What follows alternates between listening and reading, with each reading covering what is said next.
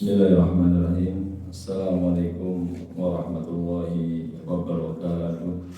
Innal hamdalillah nahmaduhu wa nasta'inuhu wa nastaghfiruh wa na'udzu billahi min shururi anfusina wa min sayyiati a'malina. May yahdihillahu fala mudilla lahu wa may yudlil fala hadiya lahu. أشهد أن لا إله إلا الله وحده لا شريك له وأشهد أن محمدا عبده ورسوله لا نبي ولا رسول بعده. اللهم صل وسلم على نبينا محمد وعلى آله وأصحابه ومن تبعهم بإحسان إلى يوم الدين. Teman-teman Bapak, para Ibu, para saudara jemaah Masjid Al-Mubarak yang semoga senantiasa diberkahi dan dirahmati oleh Allah Azza wa Jalla. Alhamdulillah ing dalu menika kula lan panjenengan sami taksih pinaringan nikmat saking Allah Subhanahu wa taala, sehingga pada kesempatan malam yang berbahagia kali ini kita masih diberikan taufik, hidayah serta karunia dari Allah Subhanahu wa taala untuk bisa berthalabul ilmi. Kita berharap kepada Allah Subhanahu wa taala agar Allah berkenan melimpahkan kepada kita semua ilmu yang bermanfaat sehingga bisa kita amalkan dalam kehidupan kita sehari-hari sebagai bekal kelak berjumpa dengan Allah Jalla wa ala. Amin ya rabbal alamin. Shalawat dan salam tak lupa kita curahkan kepada Nabi agung kita Nabi Muhammad sallallahu alaihi wasallam.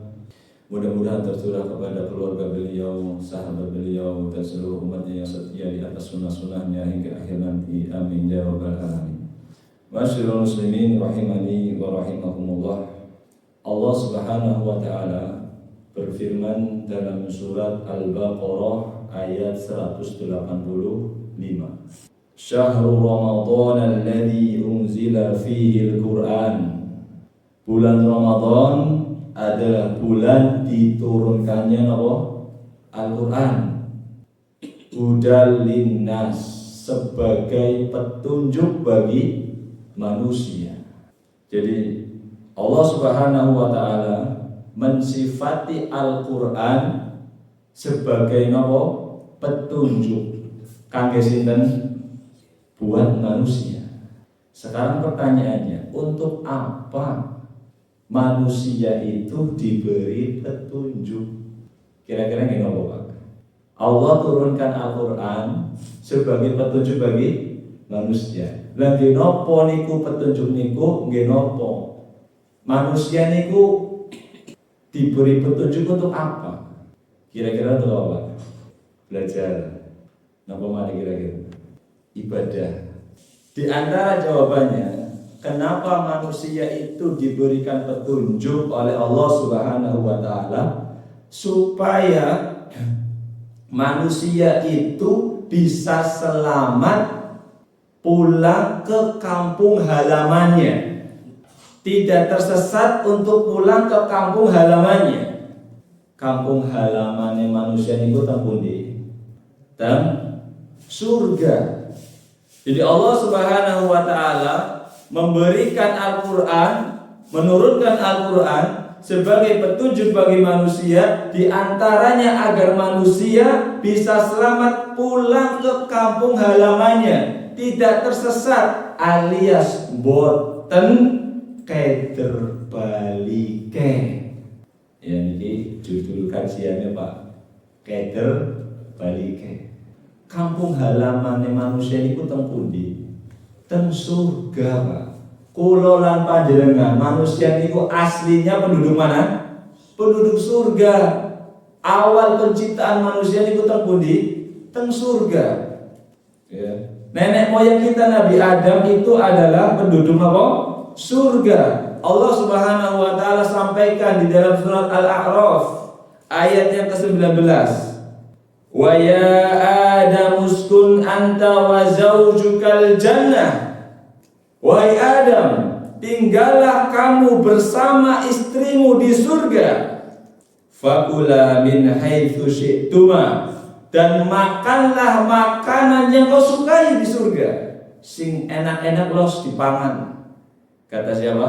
Allah Subhanahu wa taala. wala taqraba hadhihi syajarah, akan tetapi jangan kau dekati pohon ini, fatakuna minadh dhalimin, sehingga kau jadi orang-orang yang zalim.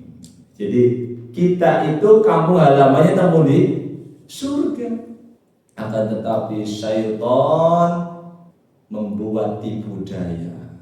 Fawaswasa lahuma syaitan, syaitan ini membisikkan was-was ke dalam Nabi Adam, kepada Adam dan istrinya.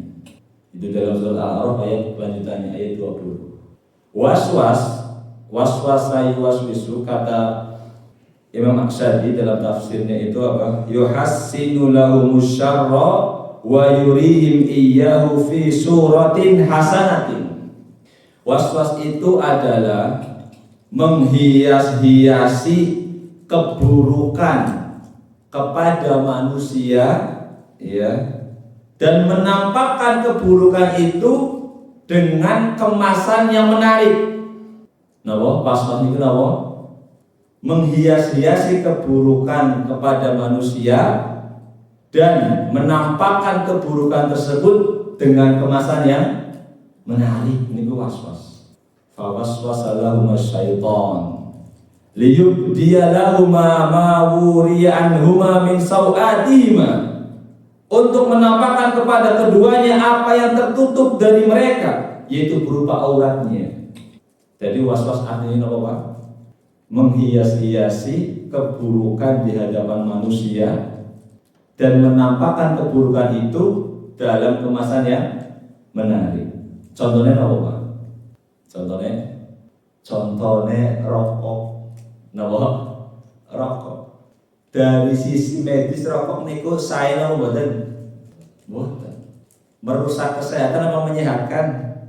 Merusak kesehatan. Bisa kayak watu-watu nggih. Tetapi syaitan itu menghias-hiasi. Carane nopo? Coba iklan rokok niku wonge watu-watu apa gagah-gagah, Pak. Gagah ana sing numpak jeep, ya nek iklan rokok jaman dhisik. Ana sing terjun payung, ya. Wonten sing nopo? Numpak jarang, gagah. Bahkan nopo? Iklan-iklan sales-salesnya niku, ya. Menarik. Ya.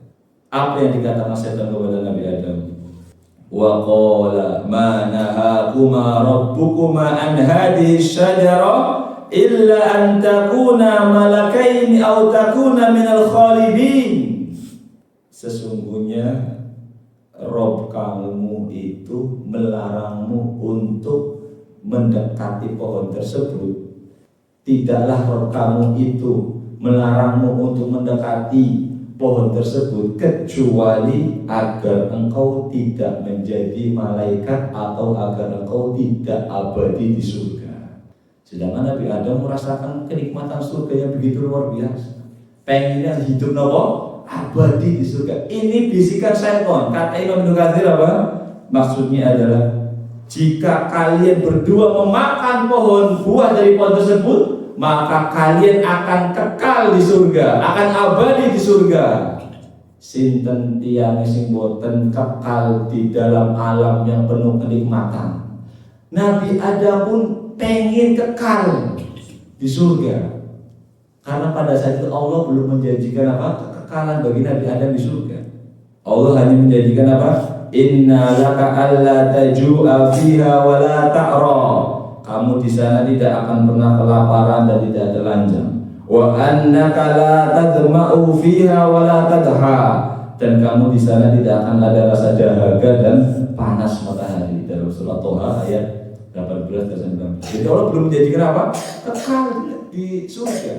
Makanya setan membisikkan apa? Kalau kamu makan buah dari pohon itu, kamu akan apa? Kekal di surga. Tidaklah Rob kamu itu melarang kamu untuk mendekati pohon itu karena supaya kamu itu tidak kekal di surga. Itu was-wasnya apa? Syaitan. Bahkan syaitan bersumpah untuk meyakinkan siapa? Nabi Adam bersumpah, wa qasamahuma inni lakuma lamina nasihin. Dan setan itu bersumpah kepada keduanya, sungguh aku adalah pemberi nasihat yang baik buat kamu. Dalam tafsir Ibnu Katsir, setan itu bersumpah atas nama Allah Subhanahu wa taala untuk menipu siapa? Menipu Nabi Adam alaihissalam. Ya. Jadi setan bersungguh-sungguh ingin apa? Ingin menipu Nabi Adam. Kata beliau, Imam Ibnu Katsir dalam tafsirnya, sesungguhnya kata setan ini, aku itu lebih lama tahu tempat ini, lebih dulu tinggal di sini daripada siapa? Kamu, wahai Adam. Cara berbesege wis ngadeg wae. Aku wis pengalaman nang kene. Ya. Aku riben wis suwe nang kene daripada engkau, wahai Adam. Ya. Ngadeg bae karo aku. Bahkan dipakai apa? Sumpah. Ya. Akhirnya apa? Nabi Adam pun tergoda sama istrinya. Fadallahuma bighurur. Maka setan terus membujuk keduanya. Falamma dhaqash syajarata badat lahuma sawatuhuma. Maka ketika Nabi Adam dan istrinya mencicipi buah tersebut, nampaklah bagi keduanya auratnya. Akhirnya auratnya terbuka. Wa tafiqa yaksifani alaihima min waraqil jannah. Akhirnya Nabi Adam dan istrinya mencari daun-daunan yang ada di surga untuk menutupi auratnya yang terbuka. Wa nadahuma rabbuhuma. Kemudian Rabb mereka Allah Subhanahu wa taala mengatakan, memanggil, alam anhaquma antilkuma syajarah. Bukankah aku telah melarang kalian berdua dari pohon tersebut? Wa aqul lakuma inna syaitana lakuma aduwwum mubin. Dan sungguh setan itu musuh yang nyata bagi kalian. Sudah diperingati, setan itu musuh yang nyata bagi kalian Allah Subhanahu wa taala. Apa di antara hikmahnya, Pak? Di antara hikmahnya adalah ternyata membuka aurat itu bukan perkara yang sepele. Itu bisa mendatangkan apa? Kemurkaan Allah Subhanahu wa taala. Akhirnya apa? Nabi Adam pun menyesal. Kemudian berdoa kepada Allah Subhanahu wa taala. Qala rabbana zalamna anfusana wa illam taghfir lana wa tarhamna lanakunanna minal khasirin. Mereka berdua pun berdoa kepada Allah Subhanahu wa taala. Rabbana, wahai Rabb kami, zalamna anfusana, kami telah menzalimi diri kami sendiri. Wa illam taghfir lana, jika engkau tidak mau mengampuni kami wahai Rabb, wa tarhamna, dan tidak menyayangi kami, lanakunanna minal khasirin, sungguh kami akan menjadi orang-orang yang merugi.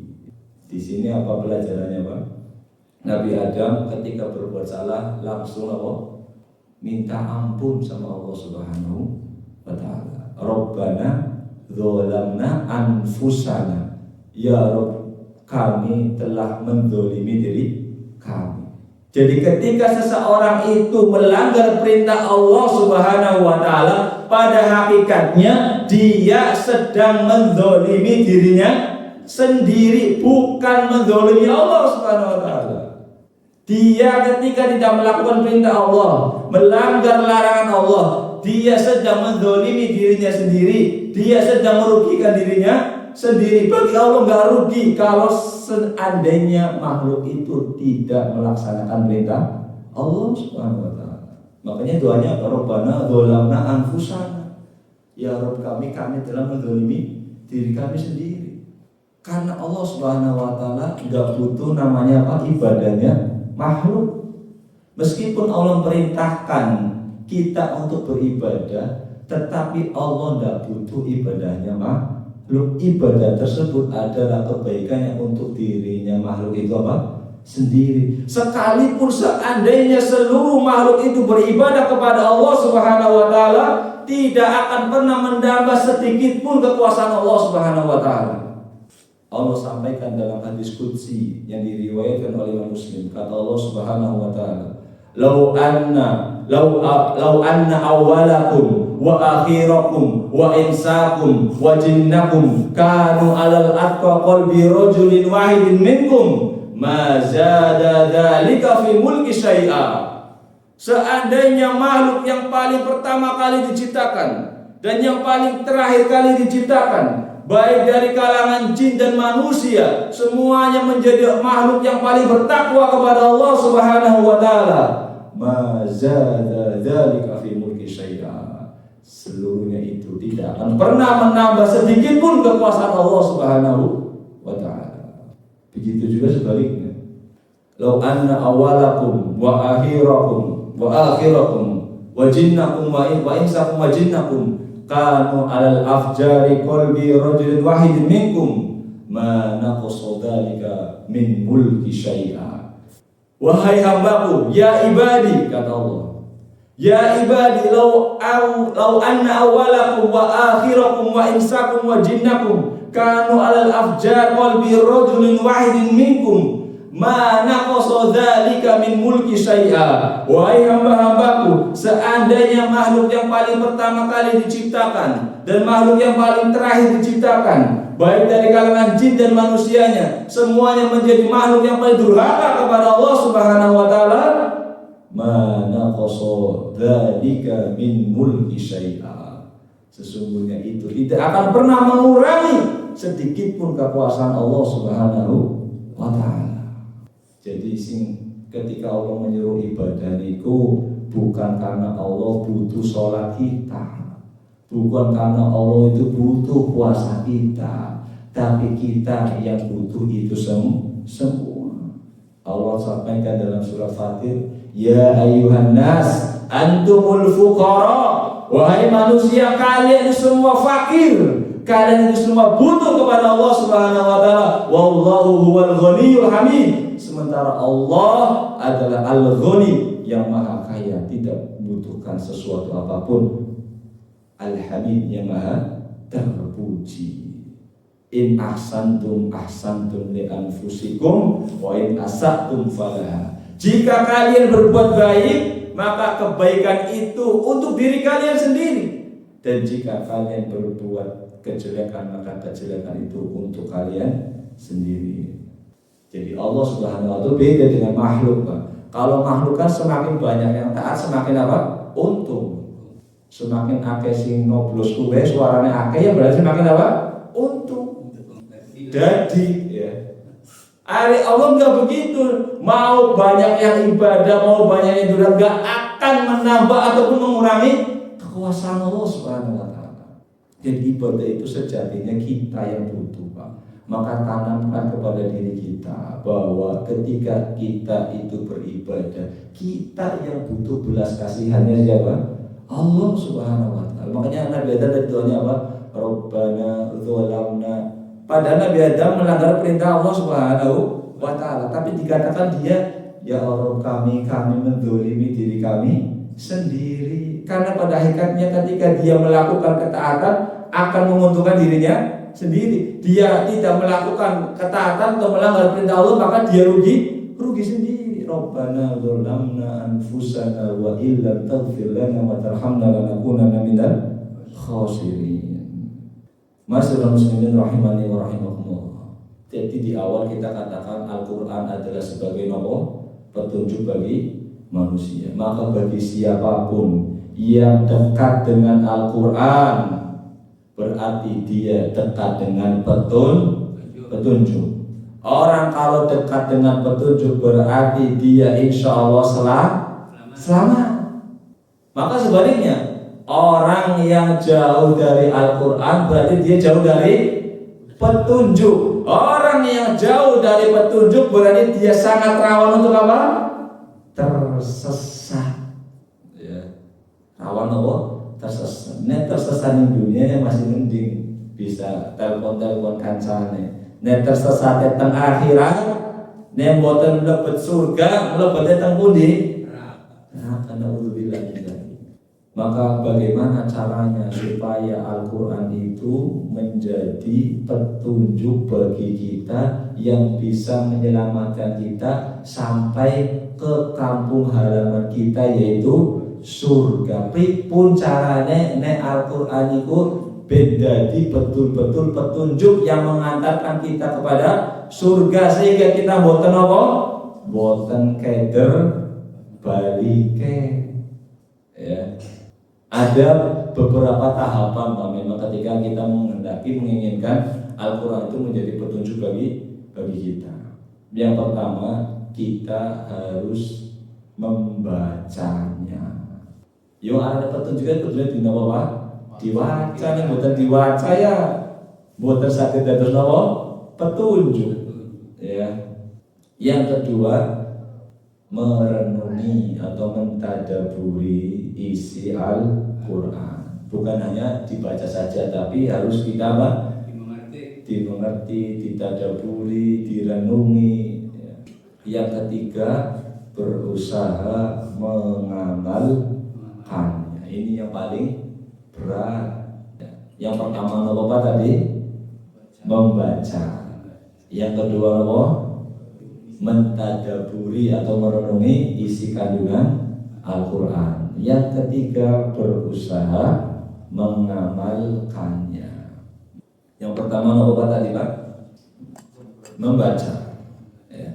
Apa dalilnya kalau kita itu disuruh membaca Al-Qur'an? Banyak dalilnya, baik dari Al-Qur'an maupun dari sunnah Nabi kita Muhammad Sallallahu Alaihi Wasallam, dari hadis Nabi Muhammad Sallallahu Alaihi Wasallam. Dari Al-Qur'an yang pertama, Allah berfirman dalam surat Al-Muzammil ayat 20. Surat nomor Al-Muzammil ayat 20. Allah berfirman, faqra'u ma tayassara minal Qur'an.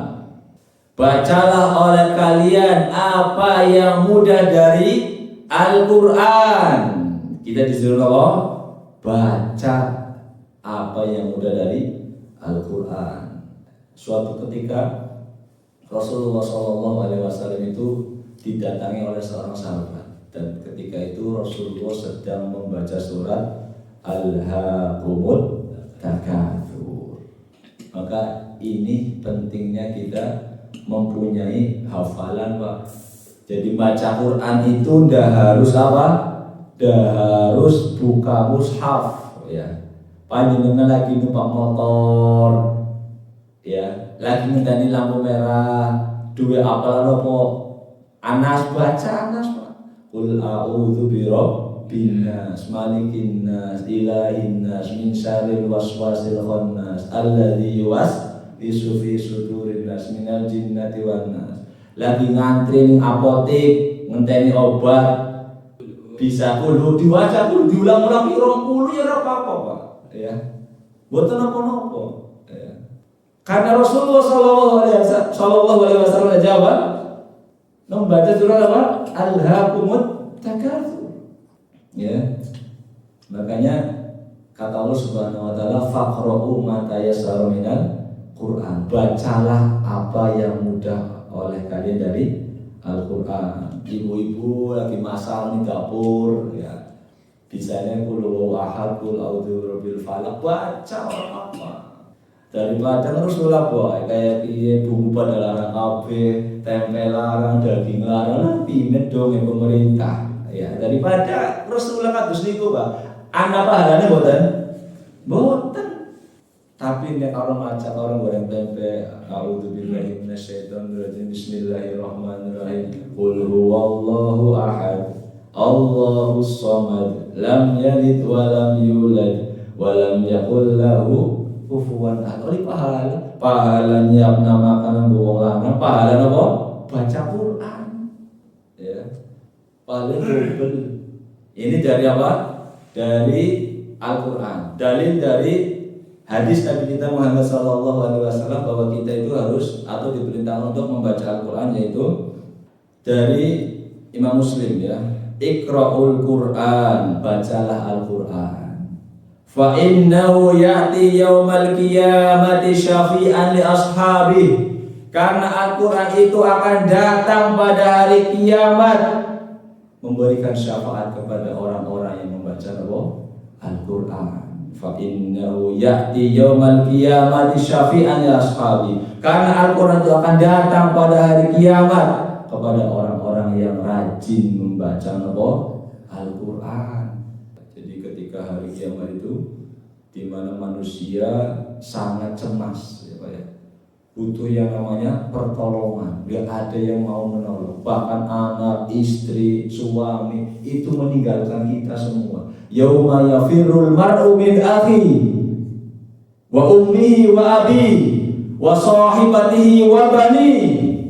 Pada hari itu manusia lari dari saudaranya, lari dari ibu dan bapaknya, lari dari istri dan anak-anaknya. Kenapa? Likulli imri'in minhum yawma idin sya'nu yughni. Karena pada saat itu setiap manusia sedang sibuk, sedang cemas memikirkan nasib mereka masing-masing. Apakah saya selamat ataukah tidak?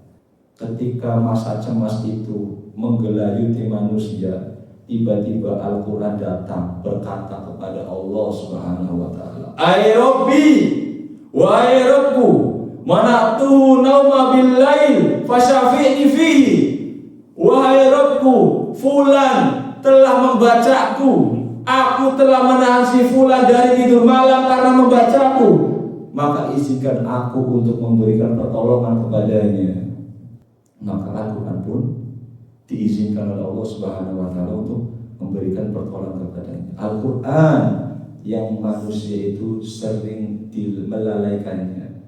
Hanya sebagian kaum muslimin Al-Quran hanya diletakkan di atas lemari pajangan, dibukanya mung aripan Ramadan, kemudian dibuka diresiki. Hari-hari biasanya kosine lebune napa kandel ora dibuka. Padahal dialah dengan izin Allah Subhanahu wa ta'ala yang akan menolong kita ketika keluarga kita sudah tidak mau menolong kita karena saking apa? Sibuknya urusan pada hari kiamat.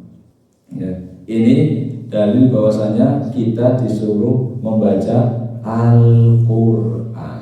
Makanya belajar baca Al-Quran. Karena belajar baca Al-Quran, kalau kita sudah bisa baca Al-Quran, satu huruf niku pahalanya asal pinten Pak? 10. Ya. Man qara'a harfan min kitabillah. Barang siapa yang membaca Al-Quran satu huruf dari Al-Quran, falahu bihi hasanah, maka baginya satu kebaikan. Wal hasanatu bi asyri amsalihha, dan satu kebaikan itu dilipat gandakan jadi 10. La aqulu alif lam mim harfun, aku tidak katakan kata Rasulullah alif lam mim itu apa? Satu huruf. Walakin alifun harfun, alif itu satu huruf. Wa mimun harfun, walamun harfun, wa mimun harfun, dan dalam satu huruf mim satu huruf. Berarti baca alif lam mim niku angsal pinten pahala 30 kebaikan. Nek bismillahirrahmanirrahim pinten niku Pak? Pinten huruf? Ana sing ngitung apa? Nate ngitung bismillah niku hurufnya pinten kira-kira? 19 Pak. 19. Berarti kita baca bismillahirrahmanirrahim dalam surat Al-Fatihah ya, itu kita sudah dapat 190 pahala. Masya Allah. Ini membaca. Yang kedua tadi apa? Supaya Al-Quran menjadi petunjuk bagi kita. Yang kedua, mentadaburi Al-Quran. Jadi jangan terlalu bangga dulu Pak. Ketika kita wis aku tahu wis Iqra 6 wis tahu wis lulus urusan ngaji maning ya. Masih banyak yang perlu kita kaji di dalam Al-Qur'an. Di antaranya kita perlu apa? Mentadaburi Al-Qur'an, merenungi Al-Qur'an. Ya. Di antara dalilnya kita diperintahkan untuk mentadaburi Al-Qur'an adalah surat Muhammad ayat 24. Surat apa? Muhammad ayat 24. Allah Subhanahu wa ta'ala berfirman, afala yatadabbaruna al-Qur'an am ala qulubin aqfaluha. Maka apakah mereka tidak mau mentadaburi Al-Qur'an, tidak mau merenungi Al-Qur'an, ataukah hati mereka itu sudah terkunci. Kata Imam Ibnu Qayyim, memahami Al-Quran dan merenungi maknanya akan membuahkan apa? Iman. Adapun jika Al-Quran cuma sekedar dibaca tanpa ada pemahaman dan perenungan, itu bisa pula dilakukan oleh orang ahli maksiat dan oleh orang munafik, di samping dilakukan oleh pelaku kebaikan dan orang yang beriman. Jadi kalau sekedar membaca boten-boten apa ya, bedane kali wong sing ahli maksiat maca Quran kali wong sing ahli kebaikan maca Quran. Kalau hanya sekedar dibaca niku dereng wonten apa bedane, karena orang-orang munafik di zaman Nabi pun baca apa Al-Quran. Lalu apa yang membedakan bacaan Qurannya orang-orang munafik dengan orang-orang yang beriman? Bedanya orang-orang beriman mentadabburi, merenungi Al-Quran isi kandungannya sehingga muncul iman, tambahan iman di hati orang-orang yang beriman. Kalau orang munafik tidak mau mentadabburi isi kandungan apa? Al-Quran. Afala yatadabbaruna Al-Quran. Apakah mereka tidak mau mentadabburi, merenungi isi kandungan Al-Quran? Am ala qulubin aqfaluha, atau apakah hati mereka itu apa? Terkunci. Saya kasih contoh di antara mentadabburi Al-Quran di surat tadi yang kita sampaikan, surat apa? At-Takatsur ya. Allah berfirman apa? Alhaqumut takatsur hatta zurtumul maqabir. Alhaqumut takatsur, bermegah-megahan telah melalaikan kalian, hatta zurtumul maqabir, sampai kalian itu singgah di alam kubur. Karena kata zurtum itu bahwa dari kata zaro ya zuru, artinya mampir, singgah. Bermegah-megahan telah melalaikan kamu sampai kamu mampir singgah di alam kubur. Allah katakan di alam kubur kita itu hanya mampir, hanya singgah. Padahal pinten tahun pak kita teng alam kubur nantinya? Pinten tahun? Boten-boten hitungan tahunnya kita akan berada di alam kubur sampai hari kiamat. Seandainya ada orang yang meninggal hari ini, kemudian kiamat masih 1000 tahun lagi, berarti dia berada di alam kubur selama 1000 tahun. Suwe damu nopo sedela pak? Dan itu Allah katakan mampir pak. Ya. Apa maning urip di dunia sing pirang umurnya paling antara kata Rasulullah, umur umatku di antara apa? Baina sittin wa sab'in, antara 60 dan 70 tahun. Rasulullah itu umurnya pinten? 63 tahun. Abu Bakar pinten? Usianya sami 63 tahun. Umar ninggalnya umur pinten? 63 tahun. Utsman meninggalnya umur pinten radhiyallahu anhu? 80 tahun. Utsman 80 tahun. Ali bin Abi Thalib 63 tahun. Sing oleh bonus Utsman.